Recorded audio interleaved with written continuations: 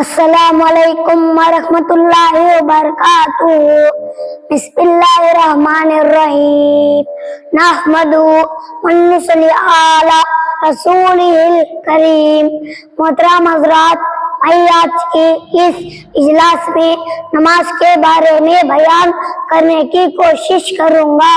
محترم حضرات، نماز اللہ تعالیٰ کا دیا ہوا یہ عظیم تحفہ ہے۔ نماز برائیوں اور بے حیائیوں سے روکتی ہے۔ نماز دین کا ستون ہے۔ نماز مومن کا نور ہے۔ نماز اللہ کے نبی کی آنکھوں کی ٹھنڈک ہے۔ نماز دلوں کا سکون ہے۔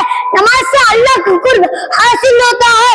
یہی وجہ ہے کہ دین اسلام میں نماز کو تمام معاملے میں اصل قرار دیا گیا ہے اور تمام فرائض میں عام نماز کو بتلایا گیا ہے۔ جو شخص نماز کو 5 وقت پابندی سے پڑھتا ہے وہ آدمی گناہوں سے پاک صاف ہو جاتا ہے۔ محترم حضرات، نماز کے کتنے فائدے ہیں؟ نماز جہنم کو عذاب اور دنیا کی مصیبتوں سے بچنے کے لیے ڈال ہے۔ یہ نماز قبر کی اندھیرے میں روشنی ہے۔ مگر افسوس نماز کے اتنے فائدے ہونے کے باوجود عام لوگ نماز کو نہیں پڑھتے۔ اللہ ہمارے کسی حال پر رحم فرمائے۔ لیکن آج کی اس اجلاس سے ارادہ کر کے اٹھو، آج سے ہم لوگ نماز کو کسی حال میں نہیں چھوڑیں گے۔